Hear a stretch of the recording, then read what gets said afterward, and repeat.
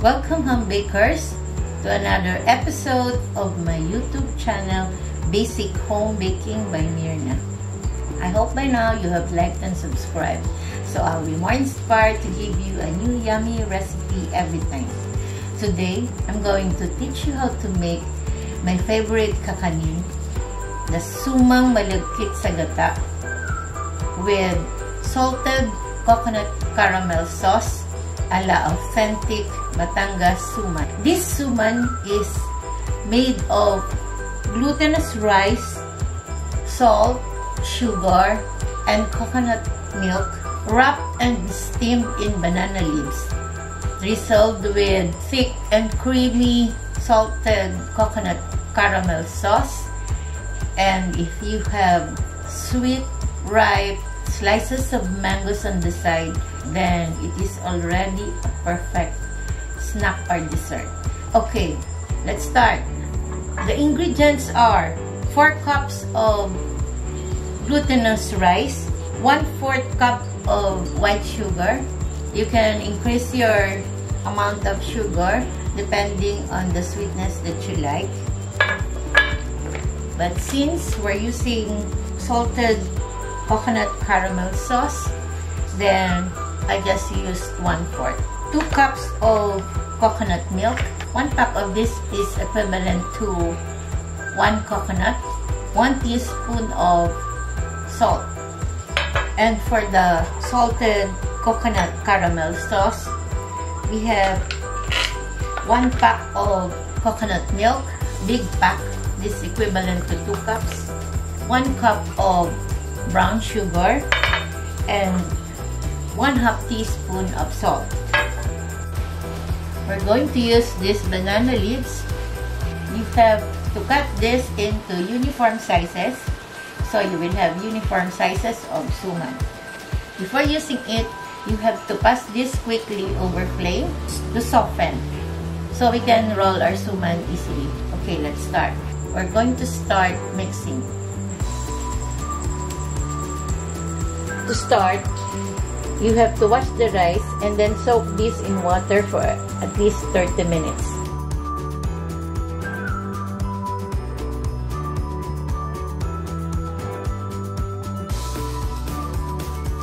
Over medium heat, add the ingredients, the 2 cups of gata,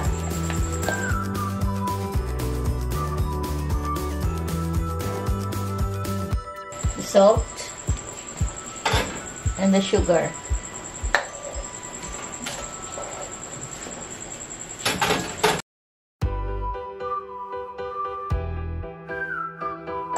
Stir continuously until the liquid is absorbed but still half done. This is done. Look, it is only half cooked. We're going to remove the heat and then cover this for 30 minutes. Cover it and leave it for 30 minutes. In a saucepan over medium heat, combine coconut milk, brown sugar,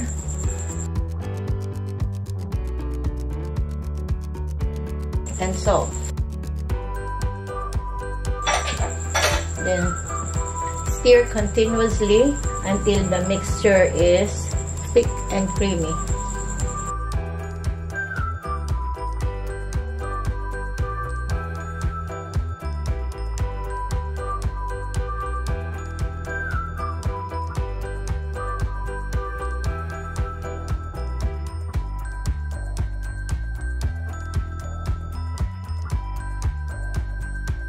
Look, it's already thick.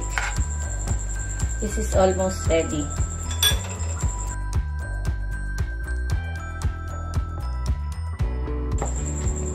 Okay, this is done. We're going to transfer this.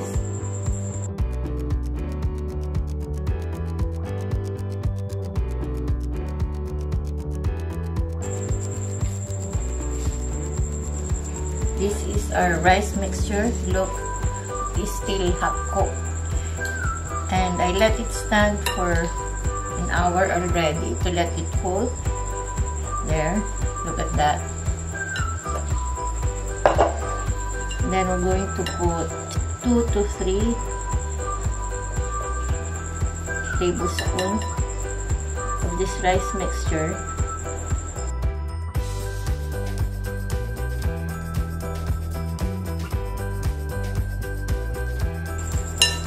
And then roll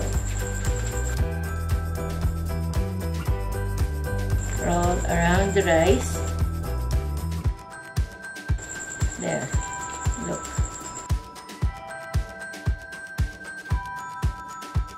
Roll.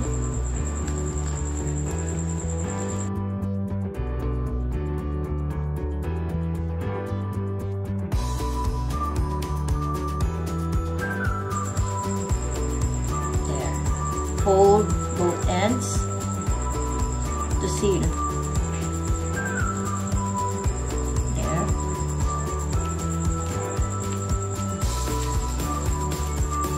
Fold it.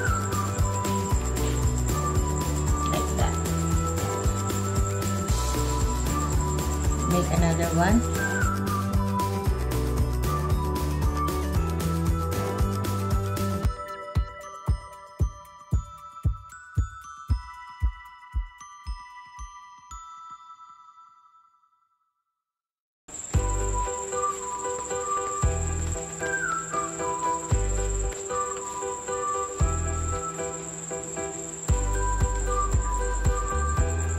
Roll. You see, this suman is going to expand because it is not yet cooked.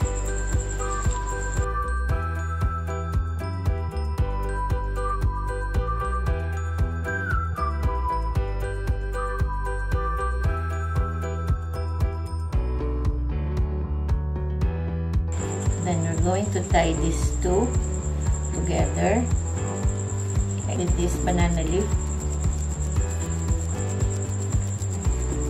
to seal the ends.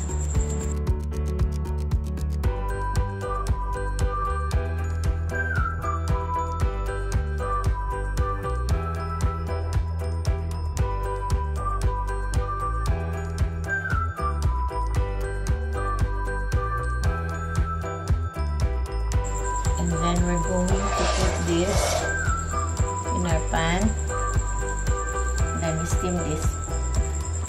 Okay, we're going to do the rest.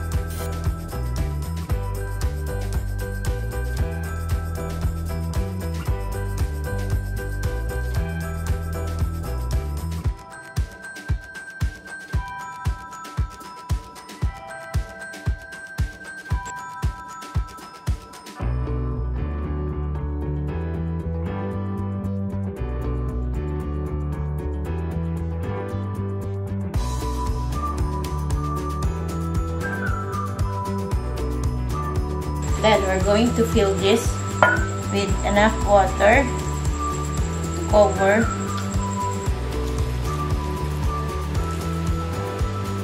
There. Then we're going to put this over medium heat until this suman is cooked, around 1 hour.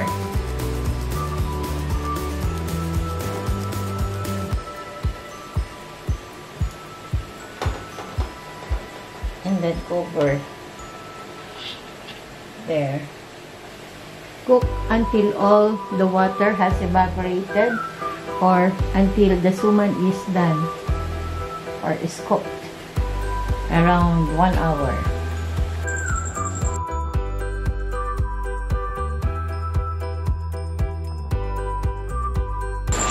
Now look at the suman. This is done. Look, there's no more water. Steaming for an hour.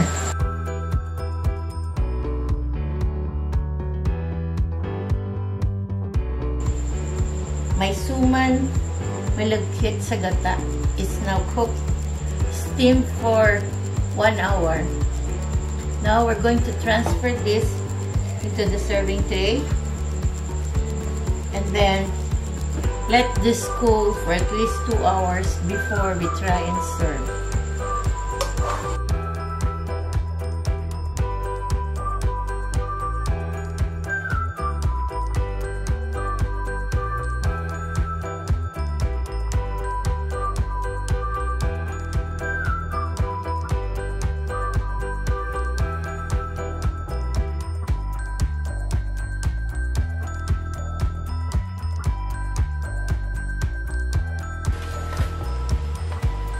Look at the suman.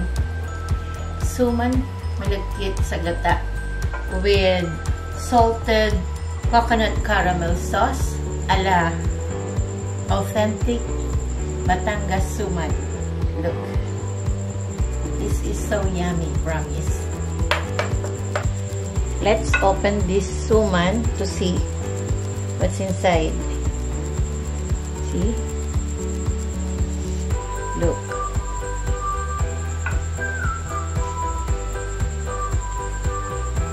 So nice and so yummy.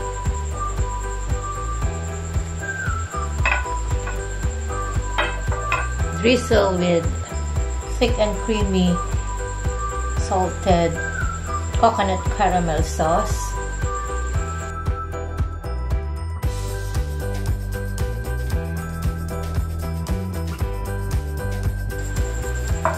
And what better way to complement this suman than with slices of fresh and sweet mangoes. This combination is perfect for snack or dessert. There you have it, my suman malagkit sa gata with salted coconut caramel sauce ala authentic Batangas suman. If you like this video, please like and subscribe. Or if you have any suggestions on any recipe that you would like me to make, please write on the comment section below. See you on my next episode. Enjoy!